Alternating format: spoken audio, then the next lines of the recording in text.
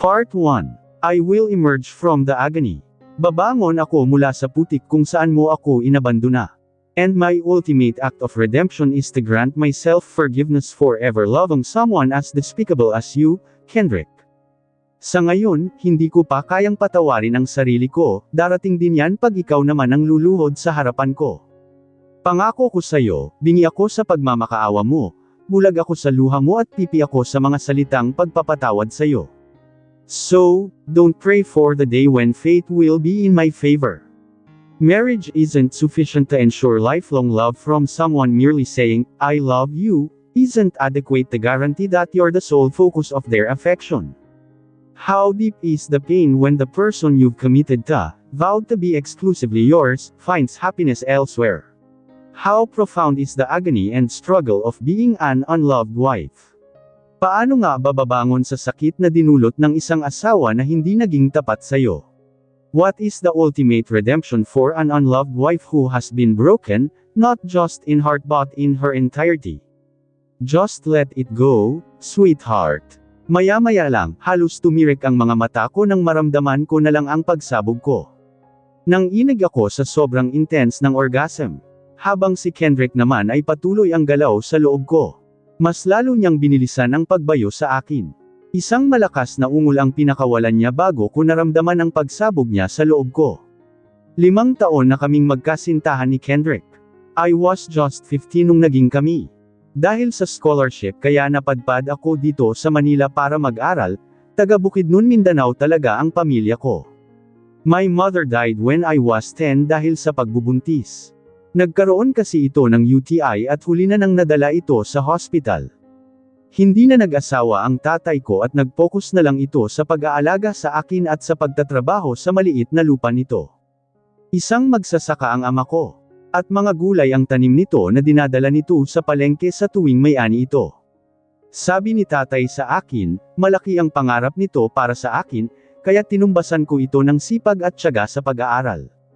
Dahil sa angkin kong talino at kasipagan kaya ako ang napili ng paaralan namin na ipadala sa Manila para sa isang scholarship, at mag-aaral ng senior high sa isang kilalang university. Sinamantala ko ang pagkakataon habang nandito ako sa Manila. Nag-apply ako ng iba't ibang scholarship dahil gusto kong makapagtapos hanggang kolehiyo. Ito ang naisip kong paraan para makaahon kami ni tatay sa kahirapan. Nadadating ko lang dito sa Manila nung nagkakilala kami ni Kendrick. Estranghero ako sa lugar at sobra akong ignorante.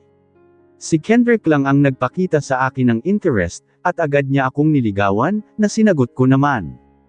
Huli na nang nalaman ko na galing pala siya sa isang napakamayamang pamilya, hindi naman kasi niya ito ipinagmamalaki. Nahihiya pa ako nung ipinakilala niya ako sa pamilya niya. Hindi ko naman masasabi kung ano ang tingin ng parents niya sa akin kasi hindi din naman ako pinakikitaan ng hindi maganda ng mga ito. Hindi nga lang ako madalas kibyuan lalo na ng mommy niya. Ang kuya naman niyang si Denver ay palangiti sa akin at kinausap-usap ako paminsan-minsan.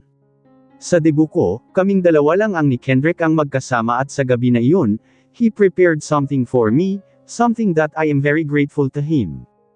At sa araw na yun tuluyan ko na rin isinuko sa kanya ang lahat sa akin, ibinigay ko sa kanya ang sarili ko. Masaya kami sa relasyon namin ni Kendrick, wala akong pinagsisihan na pinapasok ko siya sa buhay ko.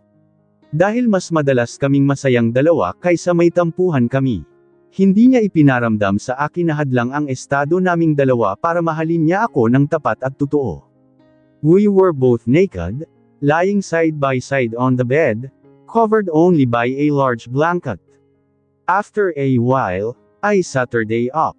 I'm worried now. I don't know how to tell him what's troubling me. What happened? May problema. Napaupo din siya at hinawakan niya ang balikat ko. Kendrick, buntis akol, diretso kong sabi sa kanya habang kaya ko pang sabihin. Anong sabi mo? Awang labi niyang tanong. Alam kong gulat na gulat siya sa sinabi ko na patulo ang luha ko. Malaki naman ang tiwala ko sa kanya pero natatakot pa rin ako sa maging reaksyon niya. I am pregnant, Kendrick. 2 buwan na akong hindi dinatnan kaya bumili ako ng pregnancy test kahapon at hindi ako nagkamali, buntis nga ang naging result nito, mangiyak-ngiyak kong sabi. Sandali siyang hindi makakilos kaya mas lalo akong nakaramdam ng takot, mas lalo lumakas ang pagtulo ng luha ko. Pero maya-maya lang, come on, huwag kang umiyak. It's our baby. It's our child. Blessing yan sa ating dalawa, aniya at ikinulong ng palad niya ng aking mukha. Don't worry, I'll take responsibility for you. I don't want our child to be born without its parents being married. I'll talk to mommy and daddy about this. Don't worry, Zamera, I'll take care of you. I love you so much. Zamera, naibsan ang pangamba na naramdaman ko sa sinabi ni Kendrick. Lalo na nang dinampyan niya ang sandaling halik ang labi ko, sa tuwing gagawin niya ito, mas lalo kong maramdaman ang pagmamahal niya sa akin. Agad din kinausap ni Kendrick ang mga magulang niya. Wala naman problema sa ama niya, payag ito sa gusto ni Kendrick na pakasalan ako dahil na rin sa ipinagbubuntis ko. Ang mommy niya, hindi ko naman masasabi na galit ito pero hindi talaga ito pumayag nung una, hindi naman daw tatakasan ni Kendrick ang obligasyon nito sa akin. Magbibigay naman daw ang pamilya Rhea ng sapat na suporta sa aming dalawa ng bata. Sabi pa ng mommy ni Kendrick, sila na rin daw ang gagasto sa pag-aaral ko para hindi ako masyadong maghirap sa pag-aaral para mapanatili lang ang scholarship ko. Pero kalaunan, napapayag din ang mommy ni Kendrick dahil pinanindigan ako ni Kendrick at ang plano niya na pakasalan ako na wala ang pangamba ko. Masaya man ako dahil sa wakas, wala nang hadlang sa pamilya ni Kendrick. Hindi ko naman mapigilan ang makaramdam ng lungkot dahil hindi pa talaga alam ni tatay ang tungkol sa kalagayan ko. Ang usapan namin ni Kendrick, sasamahan niya ako na umuwi sa probinsya namin pag medyo maluwag-luwag na ang oras niya, masyado siyang busy sa pag-aaral niya at wala siyang mahabang panahon para magbiyahe papunta sa probinsya. At saka na namin aaminin kay tatay na nagpakasal na talaga kaming dalawa dahil sa buntis ako.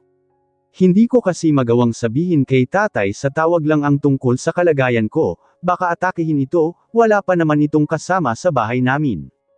Hindi ko naman inisip na maging problema ito kasi kilala na naman ni tatay si Kendrick nang minsan inihatid niya ako sa probinsya namin.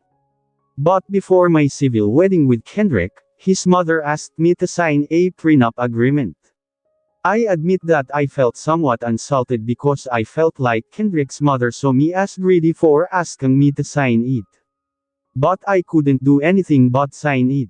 I love Kendrick and I don't care about what he might inherit from his family. I will also work hard so I won't be too dependent on him. Ikinasal nga kaming dalawa ni Kendrick. Isang kilalang judge ng pamilya niya ang nagkasal sa aming dalawa.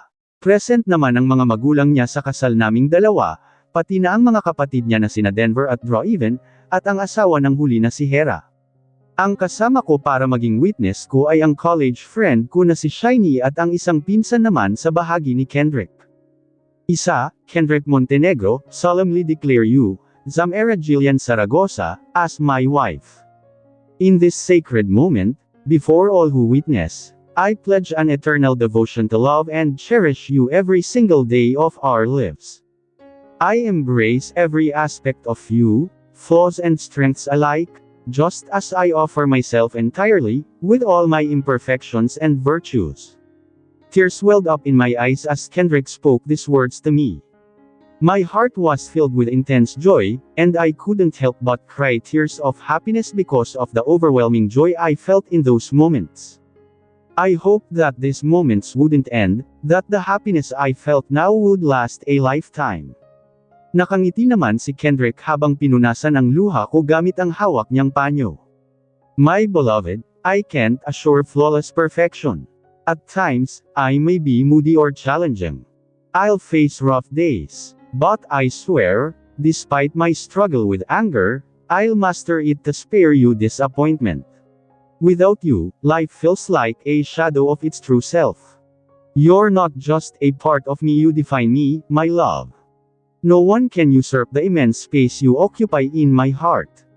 It's you and only you, eternally. I love you passionately, then, now, forever. Ang pangako niya sa akin na habang buhay kong paghahawakan at balik-balikan ng isip ko.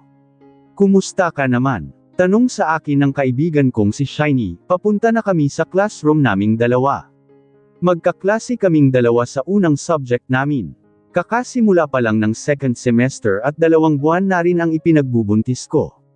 Okay lang. Masaya, nakangiti kong sabi. Masaya ako. Napakasaya ko sa pagsasama naming dalawa ni Kendrick. Sobra siyang maalaga sa akin, lalo pa at dinadala ko ang magiging unang baby naming dalawa. Alam kong marami pa akong dapat abutin pero dahil kay Kendrick, sa pagmamahal niya sa akin, wala na yata akong mahihiling pa, masaya ako at naging maayos ang buhay mo sa asawa mo. At hindi nagiging katulad ang buhay mo sa buhay ng best friend ko. Well, halata naman mahal na mahal ka ni Kendrick. Maraming beses naman na mas mabait si Kendrick kaysa kay Ethan kaya impossible na maging katulad ang buhay mo sa buhay ng best friend kong si Allison. Madalas nga niyang kwento sa akin ang tungkol sa best friend niya na 2 taon nang nasa Canada. Pinakasalan daw ito sa batang edad na 18 pero nagkaroon daw ng babae ang asawa nito. Maya-maya lang, nakarating na kami sa loob ng classroom namin. Pagpasok namin sa loob, natahimik na lang ako. Sumama na naman kasi ang pakiramdam ko. Nahihilo na naman ako at sumasakit na naman ng bahagya ang puson ko. Ilang araw na akong ganito. Anong nangyari sa'yo? Tanong ni Shiny sa akin, napapansin siguro nito ang pananahimik ko. Tanging tango at iling na lang kasi ang isinasagot ko dito, wala. Medyo nahihilo lang ako. Dala lang siguro ito ng pagbubuntis ko, namumutla ka. Aniya, mabanaag ang matinding pagkaalala sa tinig niya, okay lang ako. Pag hindi mawala ang pagkahilo ko, a-absent lang muna sa mga susunod na subject.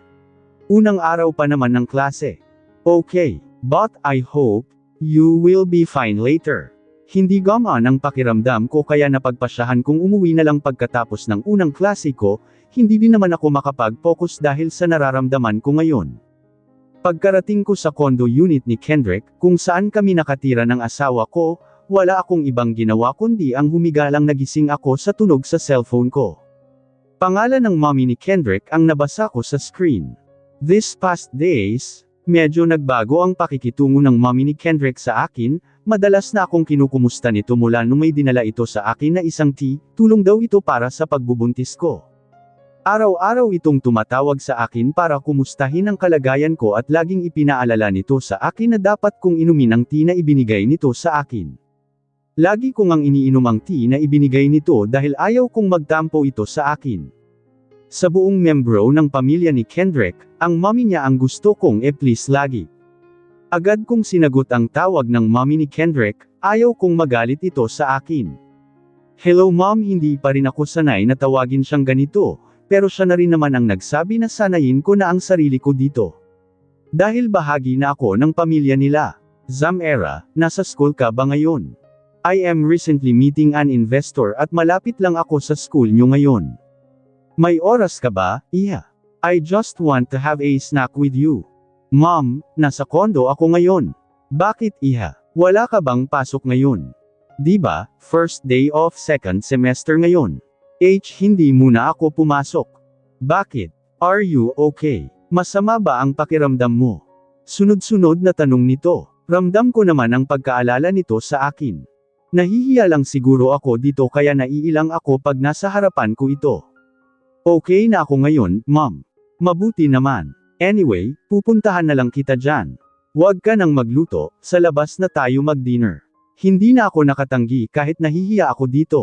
Nang tinapos nito ang tawag nito, napagpasyahan kong mag-text kay Kendrick. Hanggang 7 PM pa ang klase ni Kendrick. Magpapalam lang ako dito na isasama ako ng mommy nito baka magtaka ito sa pag-uwi nito na wala ako. Hi, are you busy? Yes, I am. I'll be home very late. Hindi ko maiwan ang ginagawa ko ngayon. Lumipas ang mahigit sa 30 minutes bago ako nakatanggap ng reply mula kay Kendrick.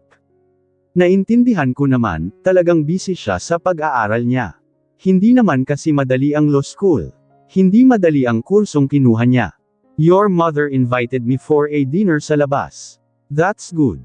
Ingat kayo. Ikaw din. Hindi na ako nakatanggap ng reply mula sa kanya. Medyo nanlumo ako dahil hindi man lamang siya ng I love you sa akin. Dahil sa masyadong busy si Kendrick sa mga nakalipas na araw kaya hindi ko na naririnig sa kanya ang mga katagan na yon. Almost 7 PM nang dumating ang mommy ni Kendrick para sunduin ako.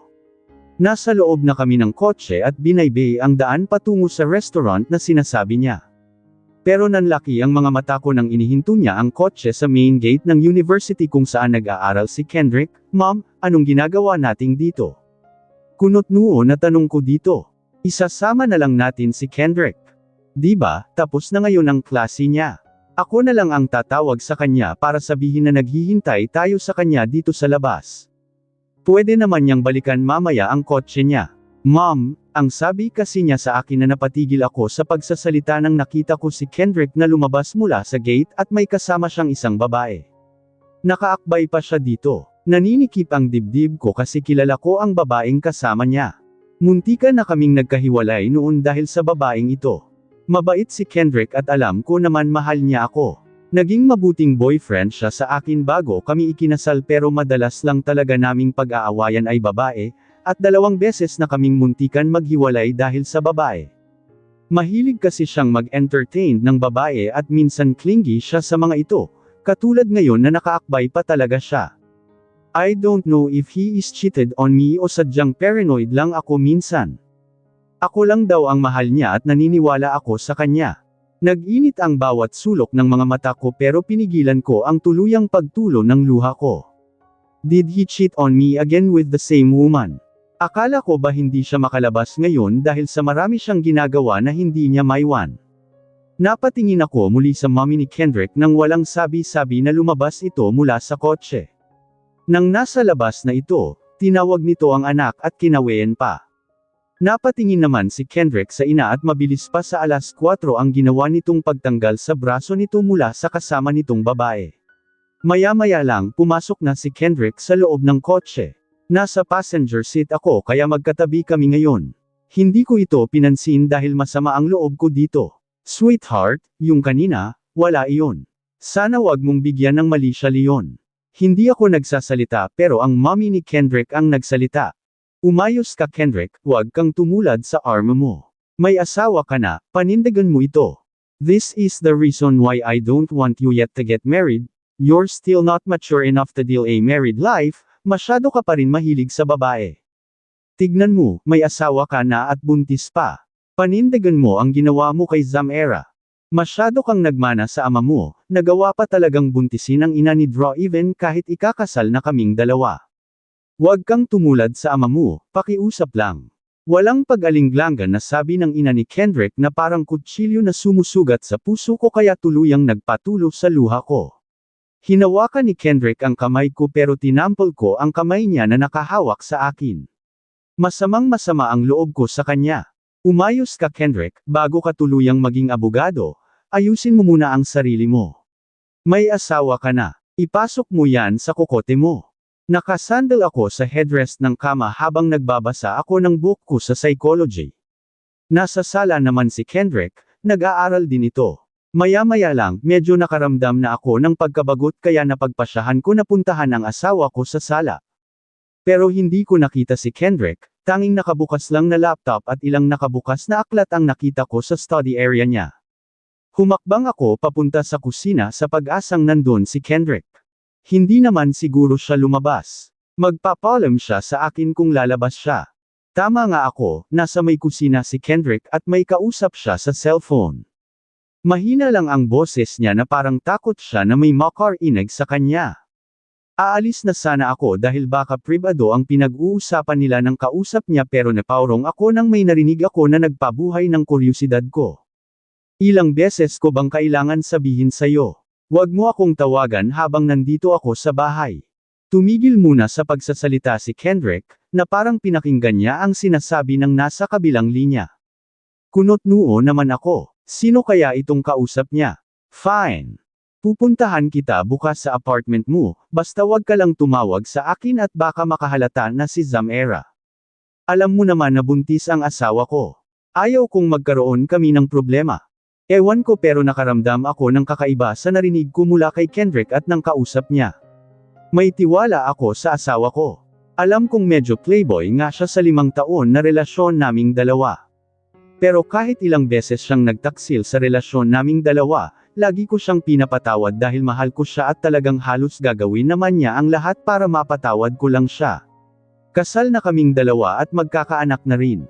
Hindi naman siguro niya magawang magtaksil sa kasal naming dalawa. Baka masyado lang akong paranoid. Sabi nila, ang mga ganito daw mood ay dala lang daw ng pagbubuntis.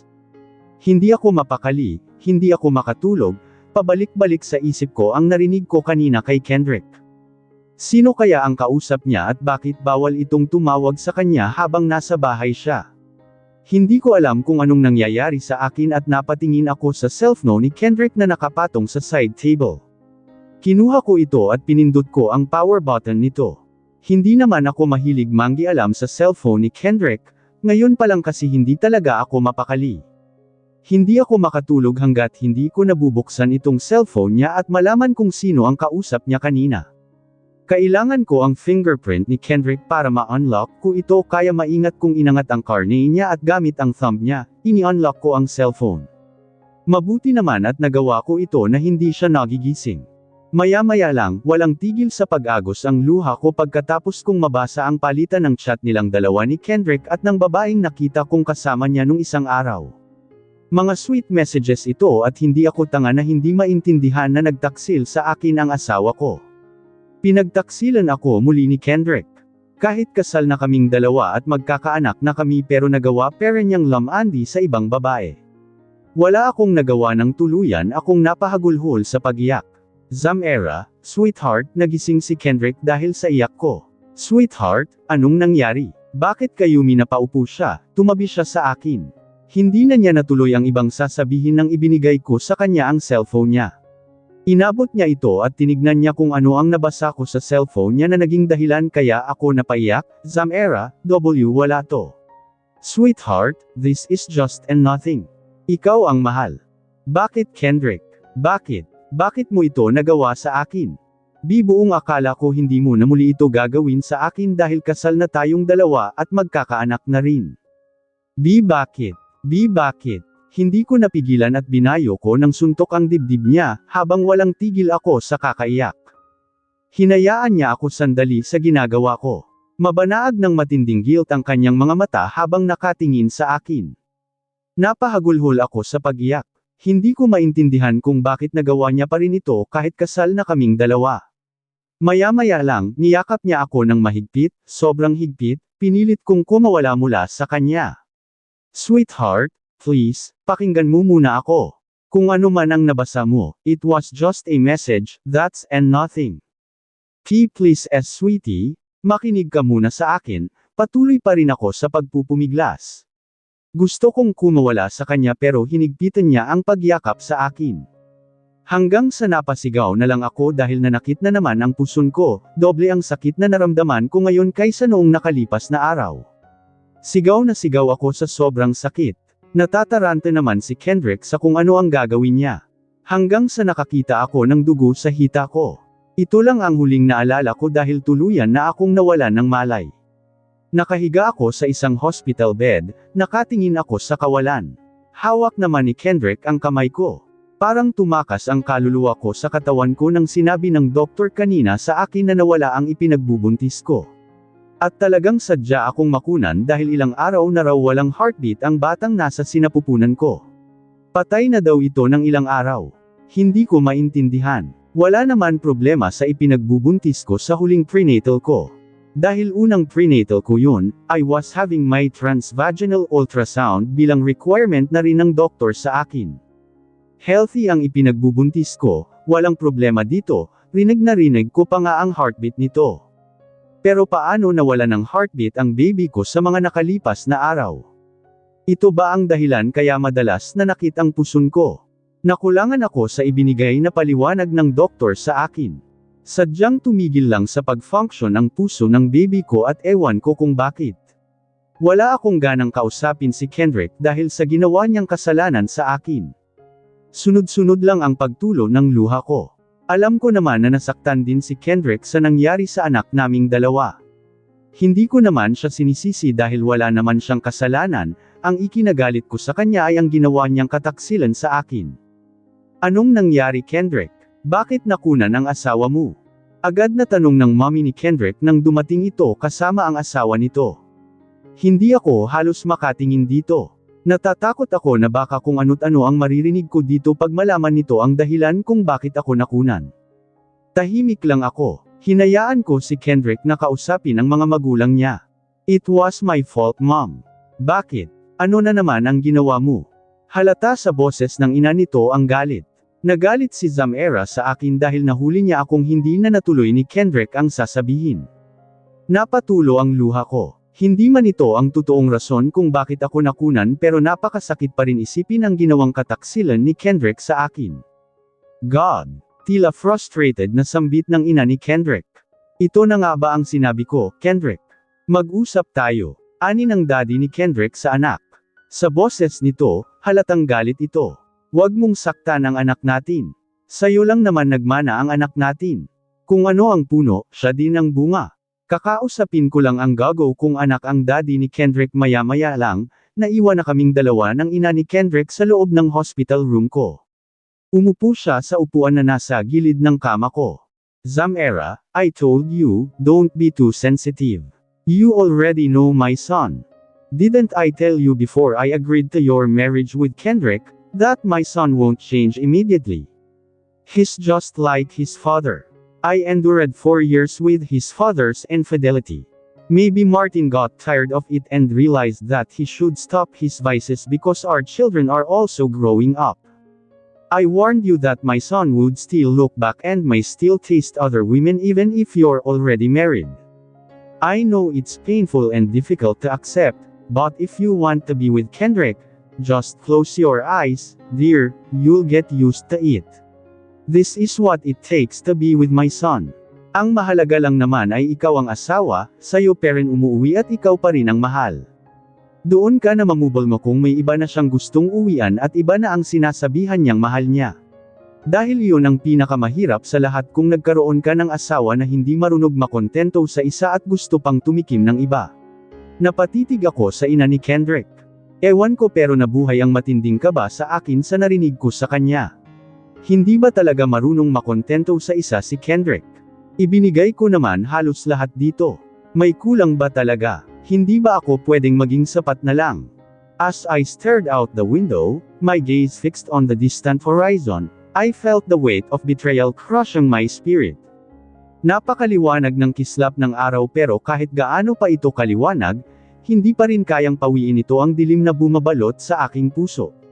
Niyakap ko ang sarili ko, umaasa na naprotektahan ko ito sa sakit na lumamon sa akin. The memory of the betrayal burned like a branding iron, searing my soul with its cruel reality.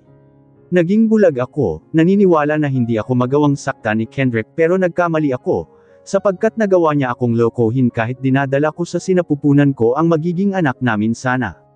The thought of the life I had been carrying inside me only intensified my anguish. I had nurtured that tiny spark of life with all the love and hope in my heart, dreaming of the day that I can hold my baby in my arms.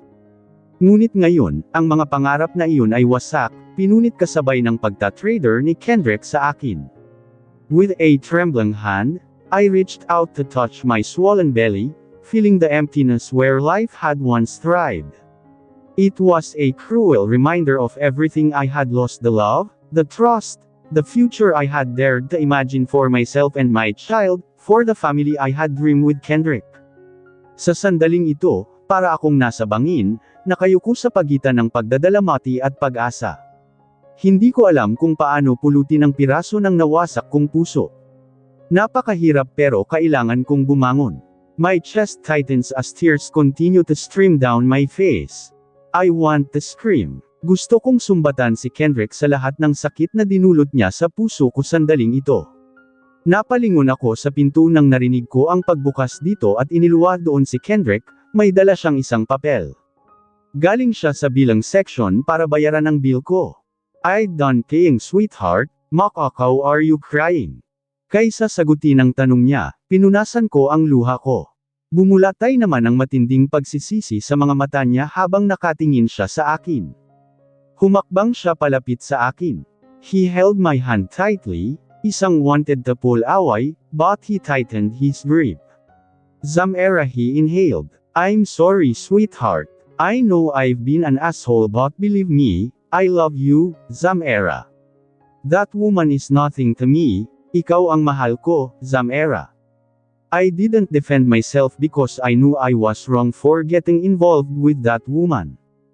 I'm just a man, Zamera, and I have weaknesses too. Please forgive me, I promise you, I will never hurt you again. I will make it up to you. Please. Nagsurna mo ang titig niya sa akin. Binawi ko ang kamay ko mula sa kanya, saka ko siya tinalikuran at humakbang ako palapit sa kama. Kinuha ko ang ilang gamit ko. Uuwi na tayo, matipid kong sabi, then I lifted the bag where my belongings were stored. Ako na ang magbubuhat. You are not allowed to lift heavy things. Kinuha niya mula sa akin ang bag, hinayaan ko siya. Nagpasiw na ako sa paghakbang sa kanya. Tahimik lang siyang nakasunod sa akin at rinig na rinig ko madalas niyang pagbuntong hininga. Paipang umiiyak ang puso ko dahil sa ginawa niya, sumabay pa ang pagkawala ng anak namin, kaya hindi ko pa siya kayang kausapin na tulad ng dati. How are you? Pasensya ka na kung hindi ako nakabisita sa iyo sa hospital. Si Shiny, sinalubong niya ako sa entrance ng paaralan namin. Sabay kaming naglalakad papunta sa room naming dalawa. Hindi talaga siya nakabisita sa akin dahil umuwi siya sa probinsya, namatayan kasi ang pamilya nila. Mas mabuti na rin at hindi siya nakabisita sa akin. Ayaw kong malaman niya na kasabay ng pagkawala ng batang nasa sinapupunan ay ang katotohanan na pinagtaksilan ako ni Kendrick. I don't want to ruin the good image of Kendrick on her.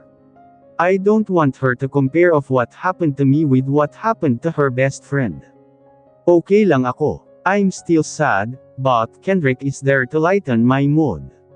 Hindi naman ako nagsisinunggaling dito. Alam kong ginawa ni Kendrick ang makakaya niya para pagaanan ang loob ko pero ako lang talaga ang nagbibigay muna ng distansya sa aming dalawa. Kendrick's betrayal still hurts me deeply. The wound he inflicted on my heart are not that easy to heal. Masamang-masama pa rin ang loob ko sa asawa ko. Mabuti naman. You are very lucky to have a husband who is ready to support and loves you dearly. At least, somehow, there are still decent men in this world. It has reduced my belief by 1% that all men are cheaters.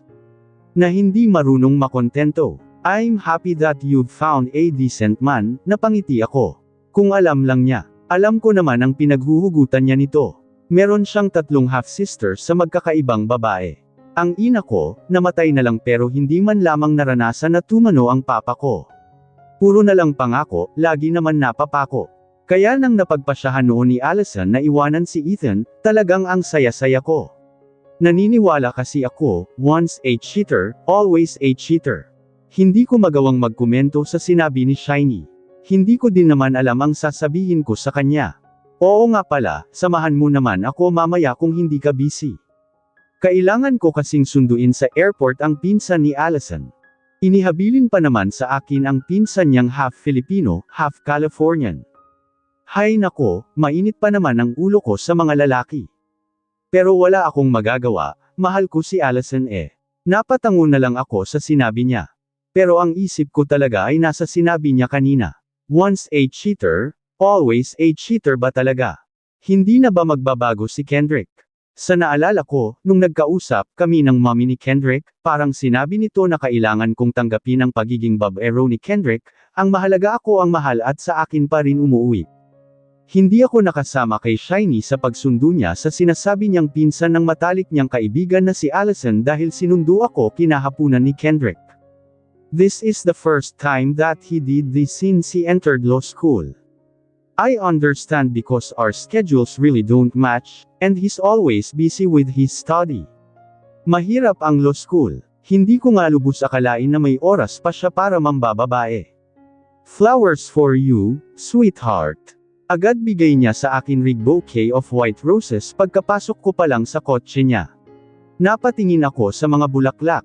He used to always give me flowers before, but hindi na niya ito ginagawa since he became too busy with his studies. The wounds he caused in my heart in the past days feel like being sprinkled with salt. Humahapdi na naman kasi ito. Nag-init na naman ang bawat sulok ng mga mata ko. I'm sorry, Zamera. Babawi ako sa pagkakamali ko sayo. Hindyang paumanhin na naman niya sa akin. When I look at you, hindi ko na nakikita ang dating Kendrick na minahal ko. Your actions have shattered my trust, my confidence, and my belief in us. Every time I remember what you've done, it's like a knife twisting in my heart. Mahal kita, Kendrick. Gusto ko man kalimutan na lamang lahat pero hindi ko kaya. Napakasakit, Tuluyan ng tumulo ang luha ko. I want you to understand the immense pain and devastation your actions have caused me. It's not just about the betrayal itself, but the deep sense of loss and hurt that I'm grappling with. Napakasakit dito sa puso ko. Nawala ang kumpiyansa ko sa sarili ko. Ang dami kong tanong kung bakit mo nagawang pumatol ng iba kahit magkakaanak na tayong dalawa. May pagkakamali ba akong nagawa? Hindi ba ako naging sapat sa'yo? No, it's not that, Zamera. Hindi na ako nagsasalita. Hinayaan ko ang sunod-sunod na pagtulo ng luha ko. Naintindihan ko naman ang damdamin mo, Zamera.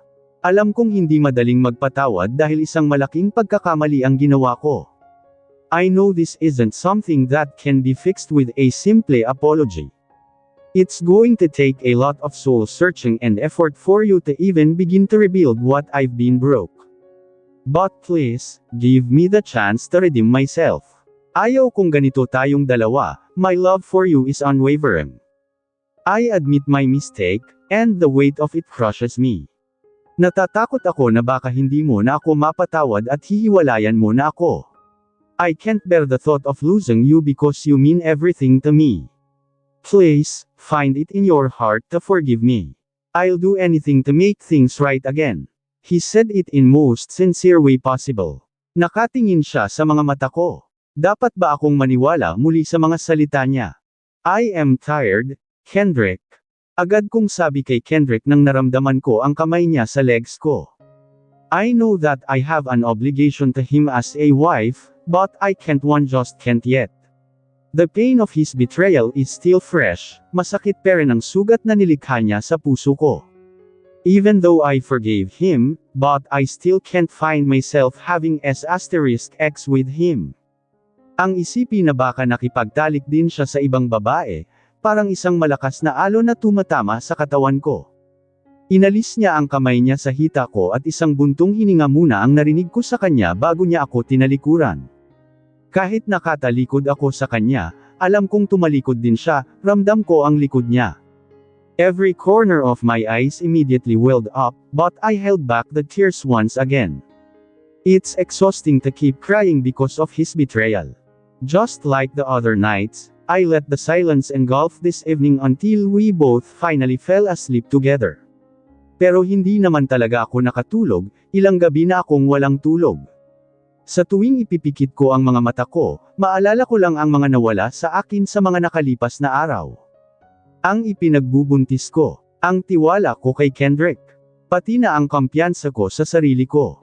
Kendrick's betrayal has left me feeling like I'm plummeting into the darkest depths, with no lifeline to save me from the abyss. Araw ngayon ng Sabado, wala akong pasok pero magiging busy ako sa araw na ito. Kailangan kong mag-aral dahil dalawa sa minor subject ko ang may exam sa Lunes. Kahit minor subject lang ang mga ito pero dapat ko din pagsikapan ang makapasa sa mga ito. Tamang-tama lang ang pagpasok ni Kendrick sa dining dahil tapos ko nang ihanda ang mesa.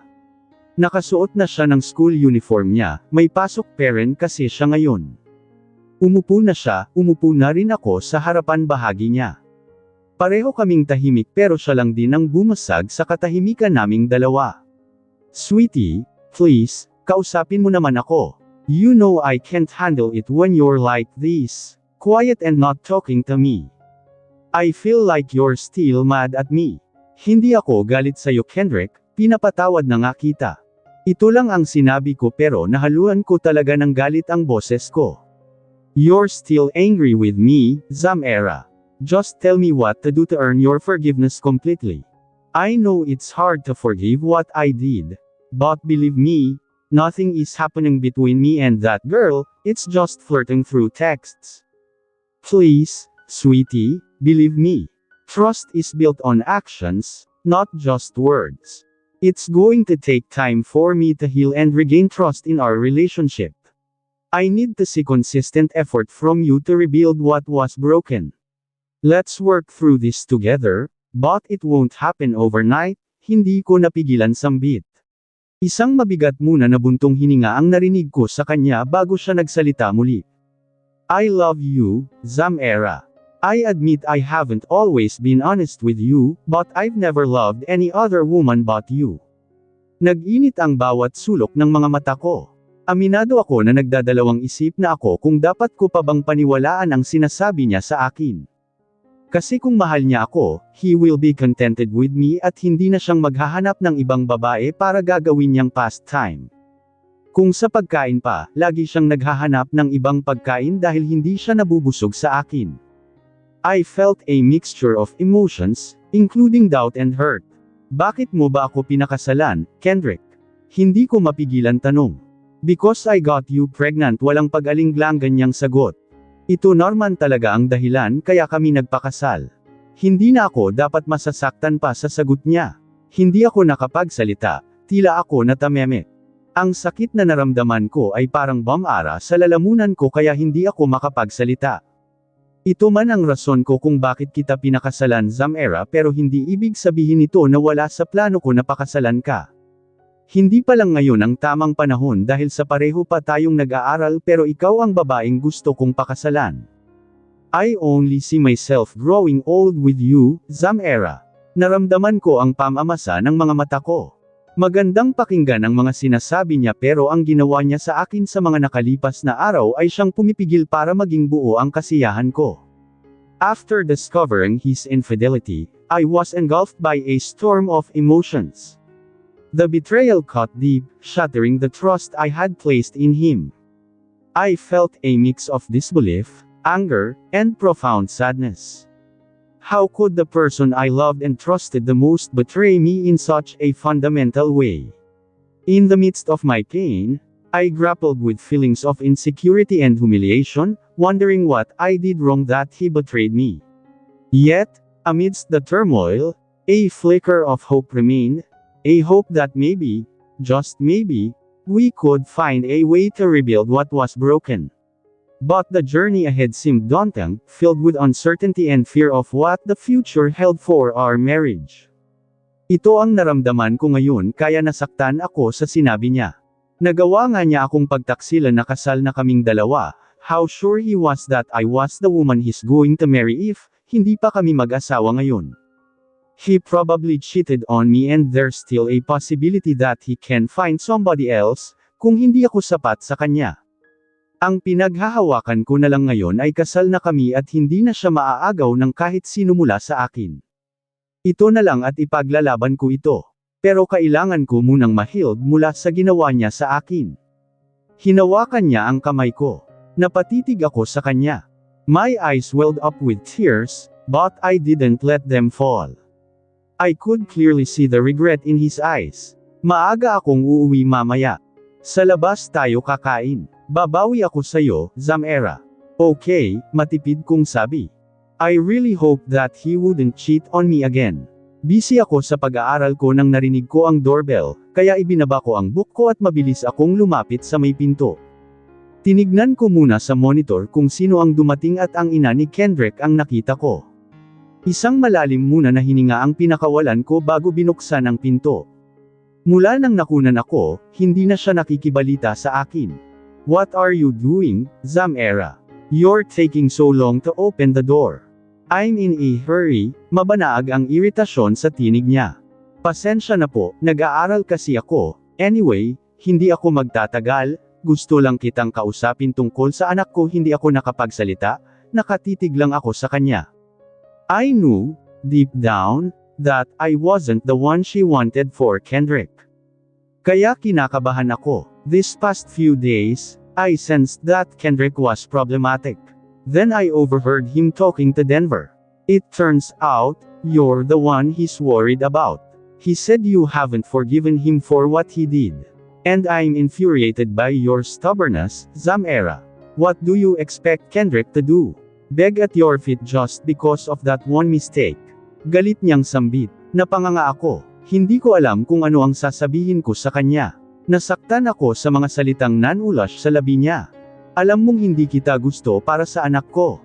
Kaya kung hihingi lang siya ng advice sa akin, sasabihin ko sa kanya na hihiwalayan ka na dahil sa kartihan mo. Hindi ko ipinanganak ang mga anak ko para mamubol mo lang sa isang babae na hindi naman karapat-dapat. Dapat nga magpasalamat ka dahil kahit lumilingon parent siya sa ibang babae, ikaw ang pinakasalan niya, ikaw parent ang inuuwian niya. Kung ano man ang ginagawa mo ngayon, it's not worth it. Kung gusto mong maging karapat-dapat sa anak ko, matuto kang ilugar ang sarili mo. You're not suitable for Kendrick, so you have no right to be angry at him if he ever cheats on you. If you love him, accept him entirely, flaws and all. And don't expect to be enough for him, accept this truth if you want to remain as his wife. Aniya na nagpatulo ng luha ko dahil napakasakit ng mga salitang nanulas sa labi niya. Parang sinasaksak ang puso ko ng isang napakatalas na bagay. Napakasakit. Tulad ng napagkasunduan naming dalawa ni Kendrick ay maaga siya umuwi at sa labas nga kami kumakain. Pag-uwi niya may dala siyang bouquet of flowers para sa akin.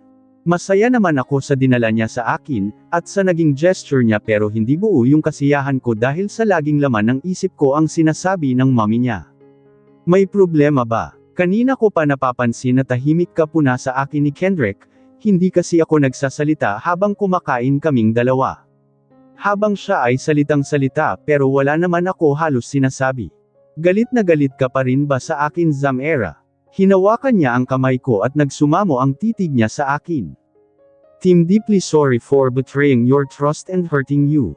I know I've made a terrible mistake, and I take full responsibility for my actions.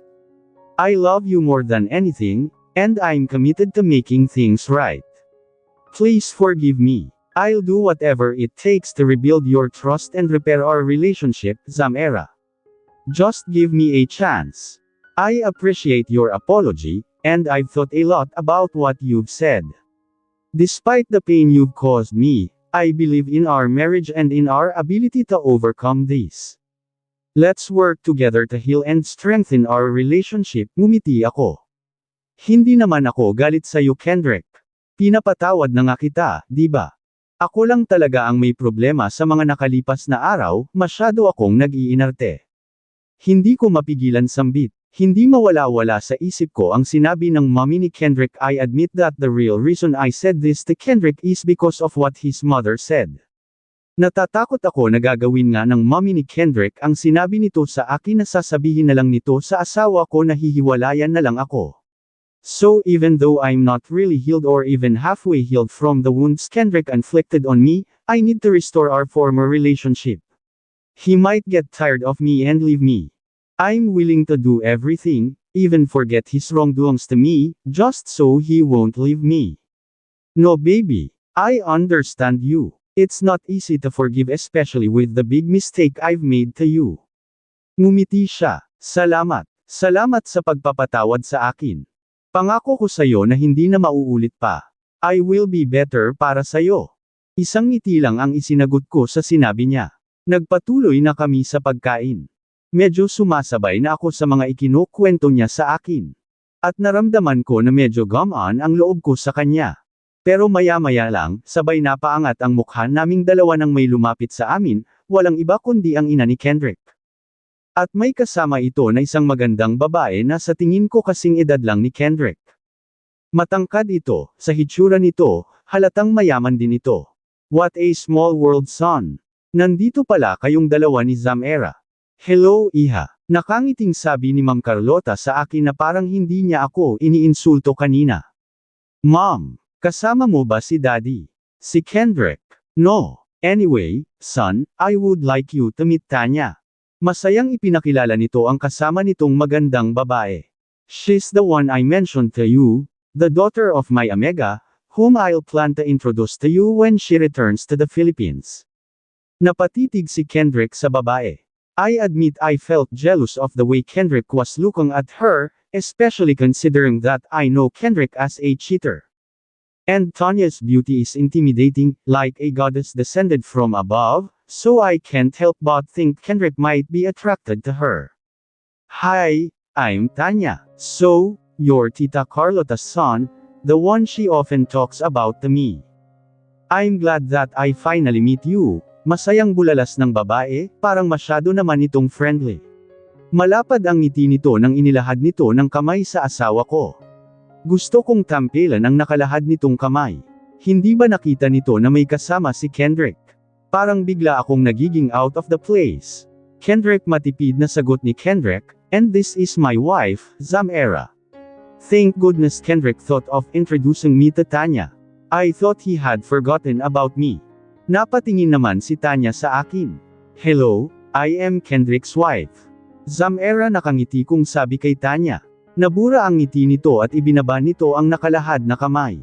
Oh, I'm sorry. Aunt Charlotte didn't mention to me that Kendrick already has a wife. It's a pleasure meeting you too, Zamera. Tanya smiled at me, but I couldn't quite tell if her smile was genuine. I'm not sure if my judgment is right or I'm just feeling jealous, which could be clouding my judgment. Using my peripheral vision, I glanced at Kendrick's mom. I could tell there was something she didn't like in the situation. I wonder if it's about me introduced as Kendrick's wife.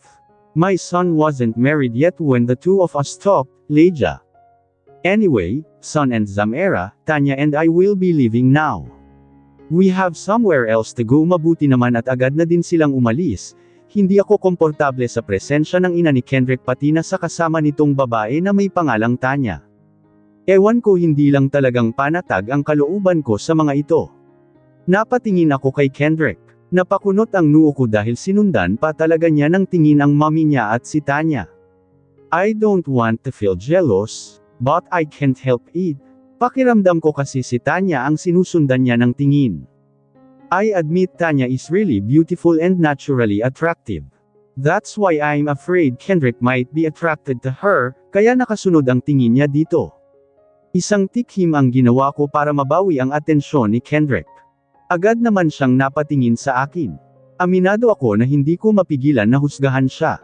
We've only recently sorted things out after his cheating on me, so I can't shake off the thought that he might betray me again if he finds someone more attractive than me. Why are you looking at me like that? I didn't respond, I just maintained my intense gaze on him, letting him decipher it through my eyes. Oh no, it's not what you think, Zamera. I'm not attracted to Tanya, her face just looks familiar, that's why I was staring at her. We've only just patched things up between us, you've only just forgiven me, I won't waste that. I love you, Zamera. Napangiti ako sa sinabi niya. Parang bula na bigla na lang naglaho ang pagseselos na naramdaman ko.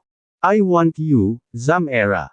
I really want you, sweetie. Puno ng pagnanasang sambit ni Kendrick. His eyes are filled with passion and lust. I ache to touch you, to kiss you, to savor every inch of you. My desire for you is so intense that resisting it feels nearly impossible, my heart flutters inside my chest. Each word he utters pierces through my heart and soul, causing me to fall even more deeply for him. He then pressed our lips together. We kissed passionately, our tongues engaged in a fervent battle. The way we kissed each other was filled with intense longing. Nang maramdaman ko na ipinasok ni Kendrick ang kamay niya sa suot kong blusa, nag-init agad ang katawan ko. Ramdam na ramdam ko ang pagkabasa agad ng pagkay-babae ko. Nag-umpisa na rin maglumikot ang aking kamay. My palm touched his rock-hard abdomen. Napaungol siya sa ginawa ko. Pagkatapos niyang haburin ang suot kong blouse, he then unhooked my bra, at inihagis niya ito sa sahig. He kissed me again and I kissed him back. Para siyang uhaw na sinisipsip ang aking dila at nanggigil na kinagat ang ibabang labi ko. Kahit nagkaayos na kaming dalawa ni Kendrick at nagtiwala ako muli sa kanya, dahil sa pangako niyang hindi na niya uulitin ang ginawa niyang pagkakamali, pero para rin akong paranoid dahil hindi ko mapigilan ang magduda pa rin sa kanya. Sa tuwing makita ko siya na lumilingon sa kahit sinong babae lalo pat maganda ito, pakiramdam ko magkakagusto siya sa babaeng ito at baka muli niya akong pagtaksilan. I confess that Kendrick's betrayal significantly impacted me. My self-confidence wavered, lalo na kung mapapatingin siya sa ibang babae. I felt unattractive and fearing he's uninterested in my appearance. Insecurities emerged, and despite my reluctance to feel this way, I find it challenging to prevent. Isang malalim na hininga ang pinakawalan ko bago ko napagpasyahan na humakbang palapit kay Kendrick. My heart is once again enveloped in intense jealousy and insecurities as I saw Kendrick talking to two beautiful women. Nasa isang mall kami, nag-grocery, iniwan ko lang siya sandali dahil kumuha ako ng kailangan ko bilang babae, na nakalimutan kong kunin kanina. Nakapila na kaming dalawa ni Kendrick sa cashier area, maraming tao kaya medyo mataas ang pila at ngayon nga, naabutan ko si Kendrick na kausap ang dalawang babae na nakasunod sa pila namin. It irritates me to think that these women are clearly flirting with my husband, yet Kendrick doesn't seem to be doing anything about it. He even appears to be enjoying the attention he's getting from them. Kendrick, nakangiting sambit ko, kahit pa naiirita talaga ako. Napatingin naman si Kendrick sa akin pati na ang babaeng kausap niya, kasing edad lang siguro sa akin ang mga babaeng ito. Paglapit ko sa asawa ko, tumingkayad ako para dampian ng sandaling halik sa labi ang asawa ko. Nakangiti akong nakaharap sa dalawang babae na kausap ni Kendrick, nabura ang malapad ng ngiti ng mga ito. Kendrick, hubby, hindi mo lang ba ako ipakilala sa mga kaibigan mo, nakangiti kong sabi. Si Kendrick na parang nabigla sa naging reaksyon ko. This is wife. You have a wife. Ani ng isa, hindi nakatakas sa akin ang sandaling paghagod ng tingin nito sa akin, at ang pagtaas ng kilay nito. Even though she didn't voice it, I sense her questioning how I ended up as Kendrick's wife. Perhaps she doesn't see Kendrick and me as good match. Ang kapal ng mukha ng halimperet na ito, balat lang naman niya ang lamang sa akin.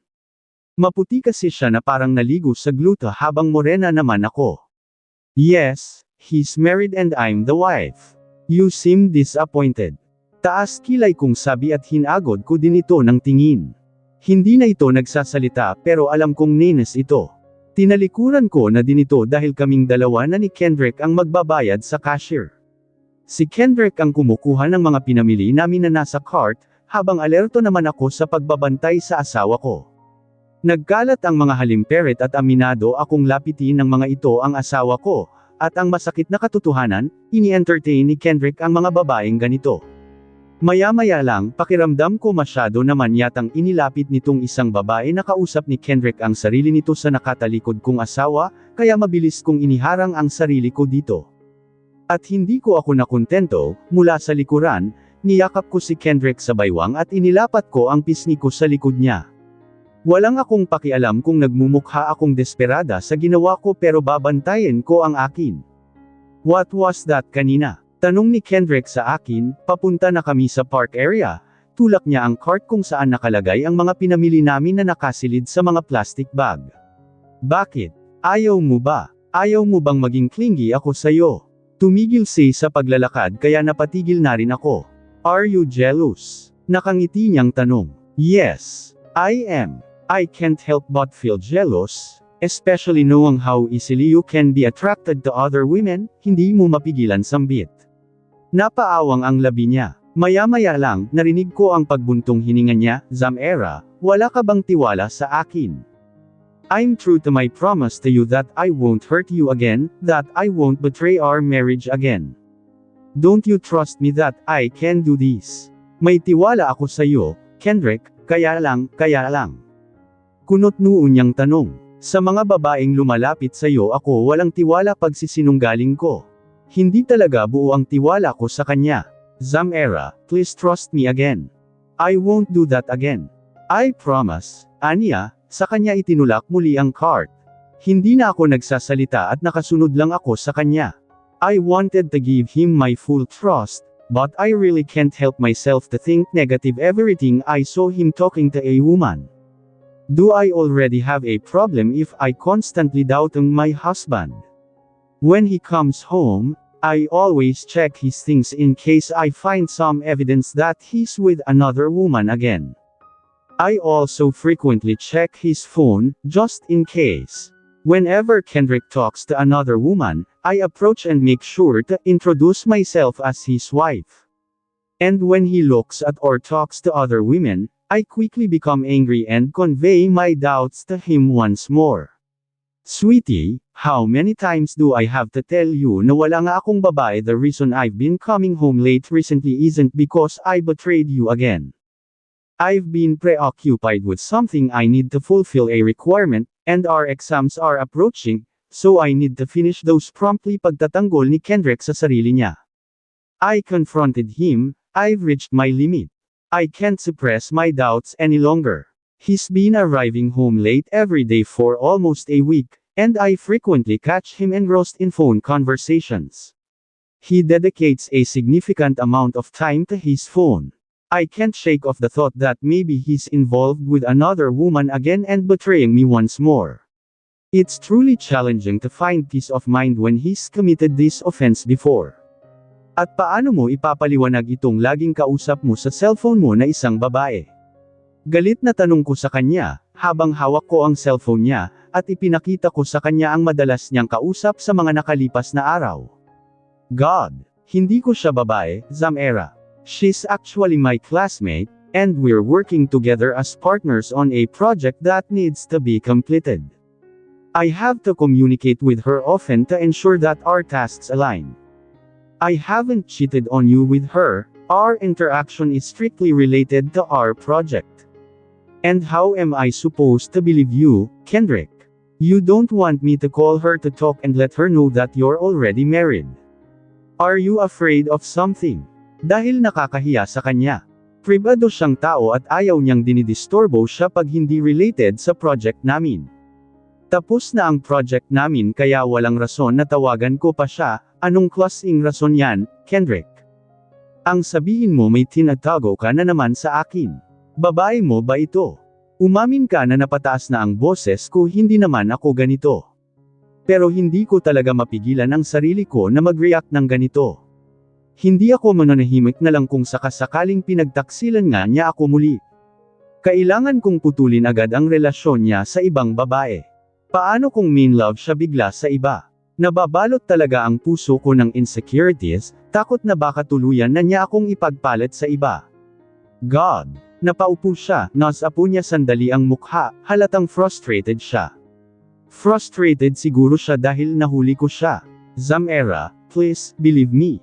I don't have any other woman. I'm trying to avoid hurting you. I don't want us to fight again. I don't want to hurt you again.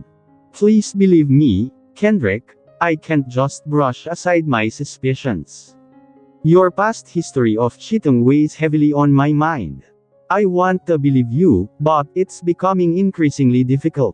The saying once a cheater, always a cheater keeps echoing in my head, and I can't shake off the fear that history might repeat itself. I need honesty from you, now more than ever. So, tell me, are you cheating with me again with this woman? Isang mabigat na buntong hininga ang ginawa niya. Tumayo siya at inagaw niya mula sa akin ang cellphone niya. Nakita ko na tinawagan niya ang babae at niloudspeak niya ito. Kendrick, do you need something? Is there a problem with our project? Ani nang nasa kabilang linya. Oh, I'm sorry, Miriam. Wrong dial lang, aniya. Okay, bye. Napatingin siya sa akin. Napalunok ako. Napagtanto ko ang pagkakamali ko. Are you happy now? Tanong niya, at hindi na may tago ang galit niya. Kitang-kita ko sa mga mata niya na masama ng loob niya sa akin. Kay Kendrick, tanging nasambit ko, Zamera, I'm telling you the truth here. I've been genuine about not cheating again. Kaya napakasakit isipin na kahit anong gawin ko, hindi ko magawang linisin ang sarili ko sa'yo. I've changed, and I'm not the person I used to be. It's infuriating that you won't give me the benefit of the doubt. I've laid it all out there, and you still question me. After all this time, I'm not asking for your trust blindly, but I am asking for some faith in me. This constant doubt is eating me up inside, aniya at napaawang ang labi ko, gusto kong magsalita pero hindi ko alam ang sasabihin ko. I need a fresh air. Humakbang siya para lumabas at wala akong nagawa kundi ang sundan lamang siya ng tingin.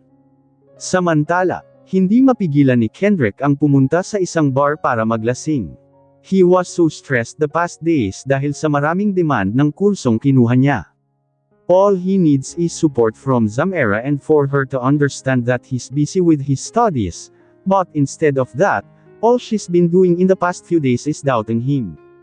He understands that moving on completely from the big mistake he made isn't easy, but it's frustrating to think that despite Zamira constant telling him that she trusts him, she makes him feel otherwise.